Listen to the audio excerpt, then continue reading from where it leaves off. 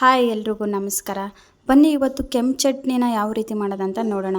ಕೆಂಪು ಚಟ್ನಿ ಅಂದರೆ ಈ ಹೋಟೆಲಲ್ಲೆಲ್ಲ ಇಡ್ಲಿ ಮತ್ತು ದೋಸೆ ಜೊತೆಗೆ ಕೊಡ್ತಾರಲ್ವ, ಸೊ ಆ ಥರ ಚಟ್ನಿನ ಯಾವ ರೀತಿ ಮಾಡೋದಂತ ನೋಡ್ಕೊಂಡು ಬರೋಣ. ಯಾವಾಗಲೂ ಒಂದೇ ಥರ ಚಟ್ನಿ ತಿಂದೇನಾದರೂ ಬೇಜಾರಾಗಿದ್ದರೆ ಈ ಚಟ್ನಿನ ಟ್ರೈ ಮಾಡಿ, ತುಂಬಾ ಚೆನ್ನಾಗಿರುತ್ತೆ. ಈ ಚಟ್ನಿ ಮಾಡೋಕ್ಕೆ ನಾನು ಏನೆಲ್ಲ ತೊಗೊಂಡಿದ್ದೀನಿ ಅಂದರೆ 2 ಸ್ಪೂನಷ್ಟು ಕಡಲೆಬೇಳೆ, 2 ಸ್ಪೂನಷ್ಟು ಉದ್ದಿನಬೇಳೆ, ಒಂದು 5ರಿಂದ 6 ಸ್ಪೂನಷ್ಟು ಶೇಂಗಾ ಬೀಜ ಅಥವಾ ಕಡಲೆ ಬೀಜನ ತೊಗೊಂಡಿದ್ದೀನಿ, ಮತ್ತು ಒಂದು ಈರುಳ್ಳಿನ ಕಟ್ ಮಾಡಿ ಇಟ್ಕೊಂಡಿದ್ದೀನಿ, 2 ಟೊಮೊಟೊ ಮತ್ತು ಒಂದು 5ರಿಂದ 6 ಒಣಮೆಣಸಿನ್ಕಾಯಿನ ತೊಗೊಂಡಿದ್ದೀನಿ.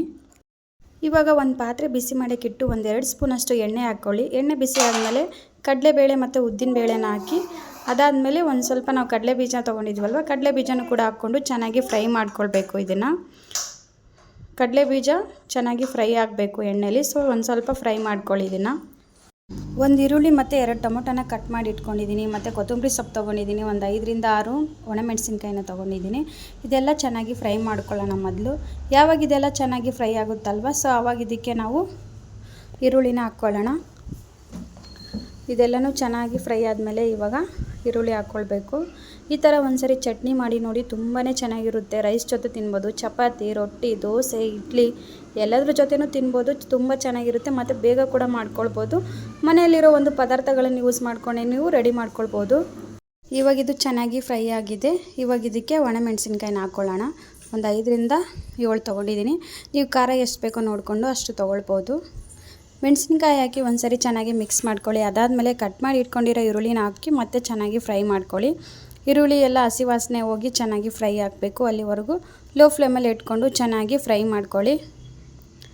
ನಾವು ಎಷ್ಟು ಚೆನ್ನಾಗಿ ಫ್ರೈ ಮಾಡ್ಕೊಳ್ತೀವಲ್ಲ ಅಷ್ಟು ಚೆನ್ನಾಗಿ ಟೇಸ್ಟ್ ಇರುತ್ತೆ. ನೀವು ಹಸಿ ಹಾಗೇ ಫ್ರೈ ಮಾಡ್ಕೊಂಡ್ಬಿಟ್ರೆ ಚಟ್ನಿ ಟೇಸ್ಟ್ ಬರಲ್ಲ. ಸೊ ಈರುಳ್ಳಿ ಯಾವಾಗಲೂ ಫ್ರೈ ಮಾಡಿದರೆ ಗೋಲ್ಡನ್ ಕಲರ್ ಆಗೋವರೆಗೂ ಚೆನ್ನಾಗಿ ಫ್ರೈ ಮಾಡ್ಕೊಳ್ಳಿ. ಆವಾಗ ಟೇಸ್ಟು ತುಂಬಾ ಚೆನ್ನಾಗಿರುತ್ತೆ. ಯಾವುದೇ ಅಡುಗೆ ಮಾಡಿದರೂ ಕೂಡ ಈ ಒಂದು ಟ್ರಿಕ್ನ ಯೂಸ್ ಮಾಡಿ. ಇವಾಗ ಟೊಮೊಟೊ ಹಾಕ್ಕೊಳ್ತಾ ಇದ್ದೀನಿ. 2 ಟೊಮೊಟೊನ ಕಟ್ ಮಾಡಿ ಇಟ್ಕೊಂಡಿದ್ದೆ, ಒಂದು 2 ಟೊಮೊಟೊ ಹಾಕಿ ಮತ್ತು ಇದನ್ನು ಕೂಡ ಚೆನ್ನಾಗಿ ಮಿಕ್ಸ್ ಮಾಡಿ ಫ್ರೈ ಮಾಡ್ಕೊಳ್ಳಿ.